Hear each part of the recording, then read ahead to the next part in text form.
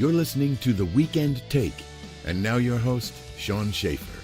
Hello, everyone, and welcome to The Weekend Take. I'm your host, Sean Schaefer, and with me this week is director Michael Babbitt, co-owner of Bombshell Studios and director of the fantasy feature film The Last in Line. Michael, how you doing?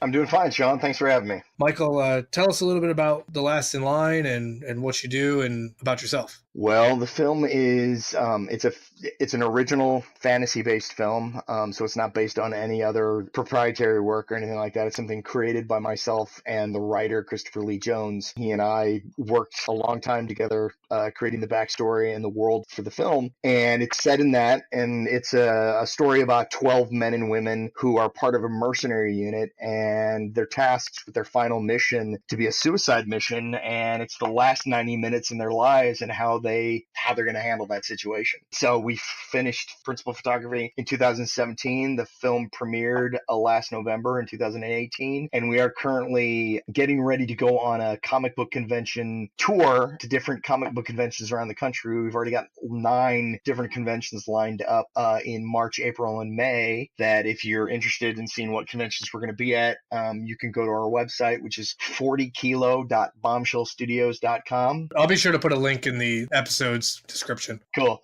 So you can see what conventions we're going to be at there. And then we are also working on a distribution deal, working with a sales agent to get the film distributed, to have it show up in things like video on demand, Amazon and Netflix, and possibly the big news is even a Walmart release.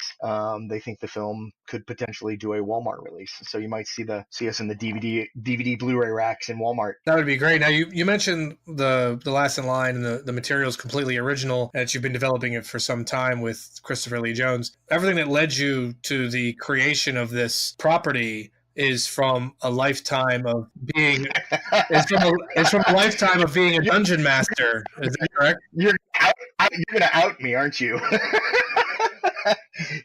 Yes.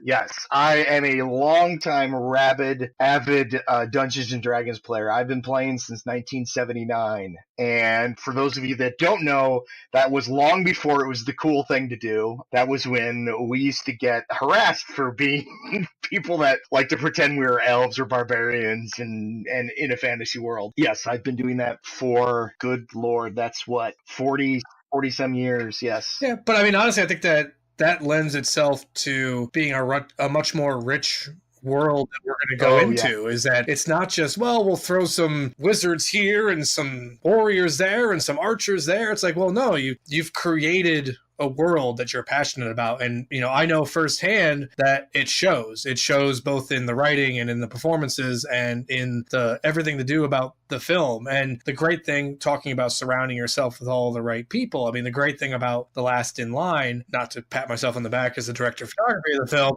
You can totally pat yourself on the back. You should. But also, I mean, just the props and the wardrobe and the set. I mean, everybody involved in that film had the same level of passion that you did and Christopher Lee Jones did in creating the world, and it shows. And I know that in our discussions in private, but now we're talking about distribution, that traditional distribution wasn't always the end goal, right? No, it wasn't. It was never the end goal. Was just to make a feature film. I wanted to shoot a feature film. The whole reason I did it was, well, I want to make a feature film, and I want to know that we'll get this feature film done. What happens after that with it is all gravy. It was the whole concept behind it was done to really just get us to the point of actually premiering it, letting people see it. And again, I'm talking about the idea of traditional distribution being people want theatrical and Netflix and things like that. But I know when we were talking, the idea was like, this would be wonderful if it just became a mainstay in the Comic-Con circuit. Right.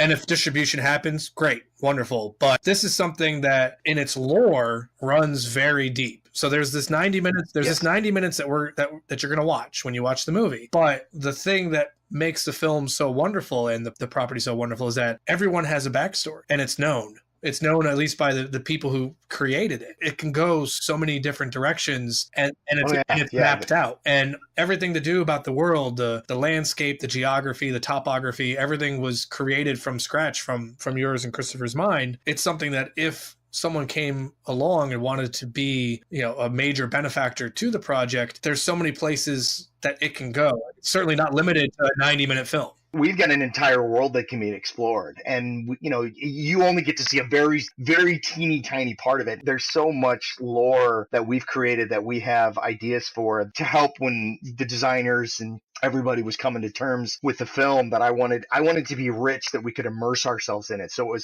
was important that it wasn't just the stuff that was in front of the camera, but it was all the stuff that was outside the camera and outside of the barn that it takes place in, outside the town that the barn is in, the world itself. So there's a lot there. Just to kind of touch briefly on methods of directing, I know that Akira Kurosawa is your absolute favorite director. Yes. So talk a little bit about, if you can. I know that there were, at least in particular, one very Kurosawa thing to do that was done with the actors of this film. Each one of the broken swords carries with them what's called their soul hutch. And their soul hutch is what they keep their most prized possessions in, that upon death is turned over as a last will and testament to whomever they leave it to. So every one of our broken swords, all 12 of our actors, all had a soul hutch. Now, we only ever see the contents of, I believe it's two soul hutches, but every single broken sword on set had a soul hutch and had items in it that was relevant to their character. And even if they themselves didn't particularly know, you would discuss with them what those contents were and why it was important to them. Even though we never ever see these things on camera, to me, at least in my study of Kurosawa, that's a very kind of, to me, Kurosawa method. Well, thank you.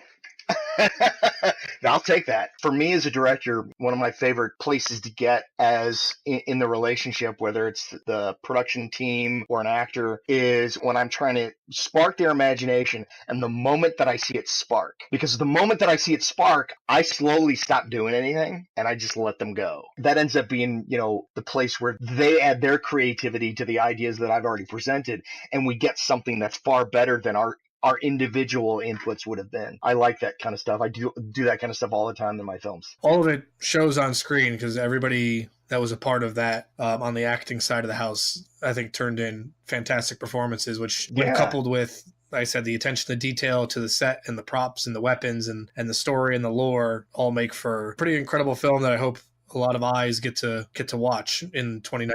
I hope so too. When would be the earliest that perhaps a general audience could check out the film? We can't put it anywhere right now. I mean, the comic book convention thing is fine.